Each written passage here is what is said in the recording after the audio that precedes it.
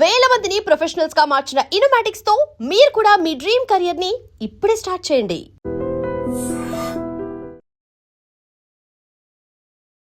నమస్తే రమగారు. నమస్తే జయ. రమగారు, మనకి ఈ నెలలో హనుమత్ జయంతి ఉంది. ఇది సంవత్సరానికి 2 సార్లు వింటాం కదా రమగారు, హనుమత్ జయంతి.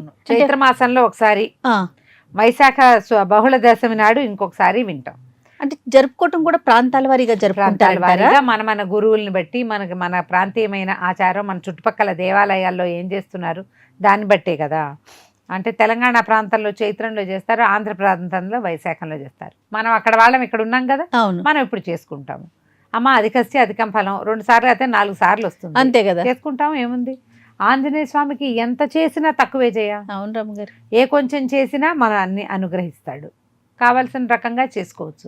హనుమత్ జయంతి అంటే ఇప్పుడు సాధారణ పూజ ఎక్కడైనా మన దగ్గర ఏవో 4-6 ప్రతిమలో ఫోటోలో ఏమిటో ఉంటాయి. ఆంజనేయ స్వామి ప్రతిమ ఉందనుకో, ఫోటో ఉందనుకో, ఓ 2 పువ్వులు పెట్టి కాస్త ఒకసారి అగరొత్తులు చూపించి, దీపం అందరికీ కలిపి పెట్టుకుంటాం కదా, దేవుళ్ళందరికీ కలిపి ఒక దీపము, అగరొత్తి పొగ చూపించి, శ్రీ ఆంజనేయ స్వామి తాలూకు స్తోత్రాలు ఏ హనుమాన్ చాలీసావో చదువుకుంటాము.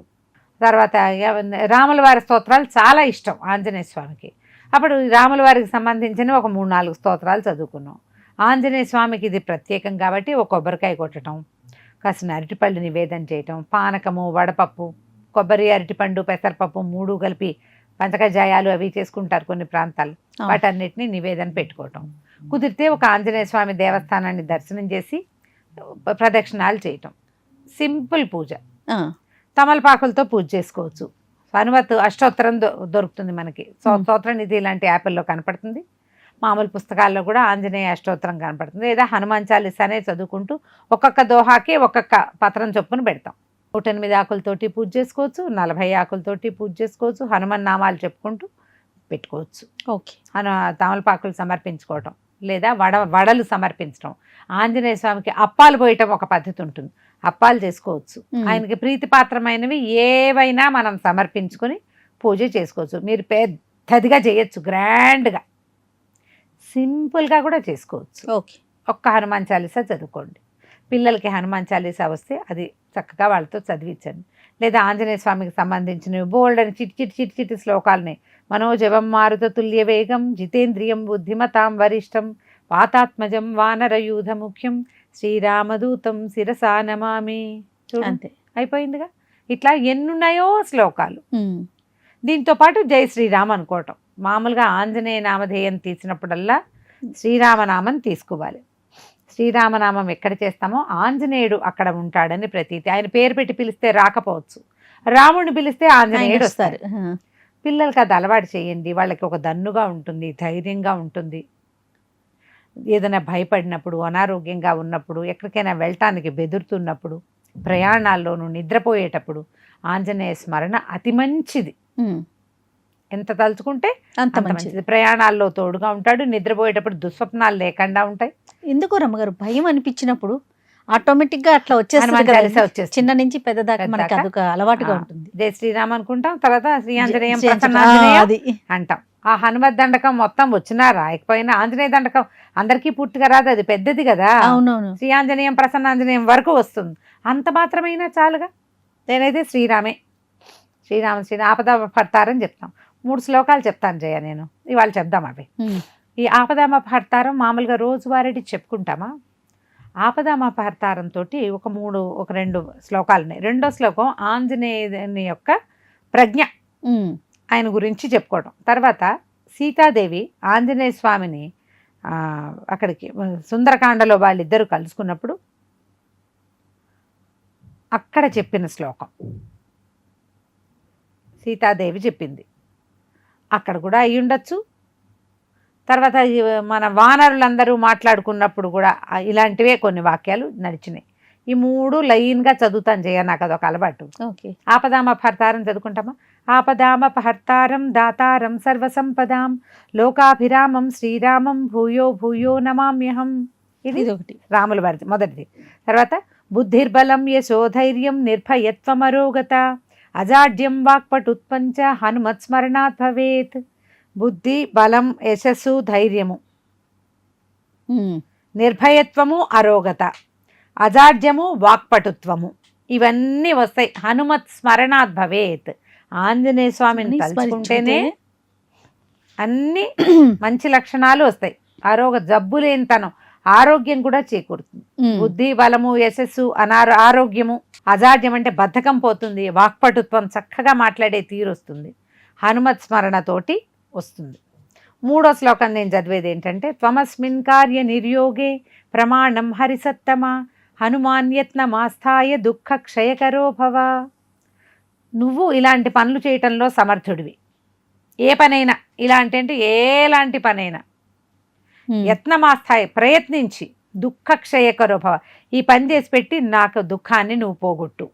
మన దగ్గర ఏ పని ఉన్నా సరే, మనకి ఏదున్నా నువ్వు అన్నీ చేసేయగలవు, నువ్వు చేయలేని పని లేదు, నా దుఃఖాన్ని నువ్వు పోగొట్టు. ఇది 3వ శ్లోకం. ఈ 3 లైను మీరు 100 సార్లు చదువుకోవచ్చు. మీరు సమస్యలో ఉన్నా, దుఃఖంలో ఉన్నా, అనారోగ్యంలో ఉన్నా, ఏం చేయాలో అర్థం కాని స్థితి ఉన్నా, మీకు భయం వేసిన, మీరు ఇంటర్వ్యూలకు వెళ్తున్నా, స్టేజ్ ఎక్కేటప్పుడు కూడా చదువుకోవచ్చు. ఈ 3 లైన్ పెట్టుకోండి. మొదటిది రాముల వారిది, 2వది హనుమంతుని యొక్క ప్రజ్ఞాపాఠవాలు, 3వది హనుమని ఉద్దేశించిన వాక్యం, అది కూడా రామాయణ అంతర్గతం. కాబట్టి ఈ 3 ఇలా సంపుటిగా కనుక చదువుకుంటే ఎంత బాగా పనిచేస్తాయో, బ్రహ్మాండంగా పనిచేస్తుంది. దీన్ని ఉంచుకోండి మీతోటి తప్పకుండా. చాలా సింపుల్ శ్లోకాలే కదా, చాలా సింపుల్, ఈజీగా నోటికి వచ్చేస్తాయి. ఈ హనుమత్ జయంతి రోజున ఈ 3 శ్లోకాలు మీరు నేర్చుకొని మీ పిల్లలకి నేర్పించండి. తప్పకుండా. రోజువారీ పడుకునేటప్పుడు, స్కూల్కి వెళ్ళేటప్పుడు, ఎక్కడికైనా వెళ్ళేటప్పుడు పిల్లలకి అది చెప్పు, ఒకసారి ఆపదాపడతారని చెప్పు అని ఈ 3 లైన్గా చెప్పించండి. ఎగ్జామ్స్ అప్పుడు చదివించండి. అది పరీక్షలప్పుడు చదువుకోవాలి, దేవుడి దగ్గర నిలబడి చదువుకోవాలి, గుళ్ళోకి వెళ్ళాం చదువుకోవాలి. ఎవరైనా వచ్చారు, ఏదైనా వాడికి పద్యాలు వచ్చా, పాటలు వచ్చా, ఇవ్వచ్చు, ఈ 3 చెప్పించండి. మీ వాళ్ళకి, మీ పిల్లలకి రానిది లేదు. ఇంకా అన్ని మంచి లక్షణాలు వస్తాయి. లోపల ఏదైనా చెడు ఉంటే అదంతా పోతుంది.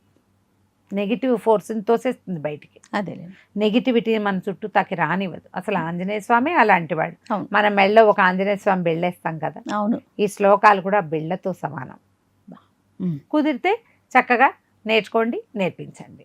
తప్పకుండా. హనుమ జయంతిని మనకు పర్వదినాలు చాలా ఉన్నాయి కదా, ఈ హనుమ జయంతి పర్వదినాన్ని కూడా ఆంజనేయ స్వామికి ఒక మందార పువ్వు పెట్టి, ఓ 4 గారెలు, ఓ 2 అప్పాలు, కాస్త హానకం వడపప్పు, లేదా ఒక కొబ్బరికాయ, ఒక 2 అరటిపళ్ళు నివేదన చేసి నమస్కారం చేసుకోండి. ఇంట్లో చేసుకునే పూజా విధానం కుదిరిందా? దేవాలయానికి వెళ్ళరండి, చక్కగా ఒక 5-9 ప్రదక్షిణాలు చేసి రండి ఆంజనేయ స్వామికి, సరిపోతుంది. రైట్ అమ్మ గారు, నమస్తే. నమస్తే G. And for more videos, Please subscribe to iDream. Please subscribe to iDream. Please subscribe iDream. And please subscribe to iDream. For more videos, subscribe to iDream.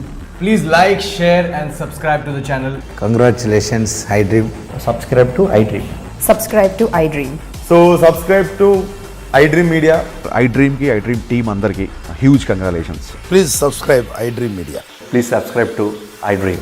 Subscribe iDream. Please subscribe to iDream. iDream అంటే నా కళల channel subscribe చేసుకున్న నోరు తిరుగుతలేదు, మీరైతే గంట గుర్తు కొట్టండి. For more such videos, please subscribe to iDream. Subscribe to iDream. Please subscribe to iDream. Please subscribe iDream Media. Please do subscribe to iDream. Please subscribe to iDream Media. For best entertainment and information, please subscribe iDream. And don't forget to subscribe to iDream.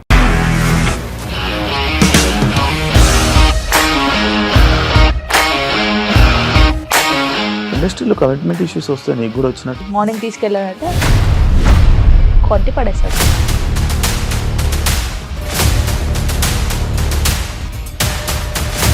ఒక్కళ్ళు కూడా చూడలేదు ఈ cinema అని చెప్పడానికి కూడా చాలా ధైర్యం కావాలి. అది నిజం కదా, దాంట్లో ధైర్యం ఏంటి? ఇది నెక్స్ట్ డే ప్లేట్ మార్చేస్తే తప్పు కదా. As of now, we are comfortable this అని నేను అనుకుంటున్నాను. రష్మిక గారిది మీది ఒకే ఊరంట కదా. నీకు కోపం వచ్చిందంటే బాగా తిట్టేత్తరా? తిట్టేద్దామండి. నిజంగా గేమ్ ని ఎలా చేంజ్ చేయగలిగారు? APSFC వాళ్ళకి 6 నెలల్లో నేను 6 లక్షలు కట్టా. బిజినెస్ చేయాలనుకుంటే it is as difficult as riding a tiger.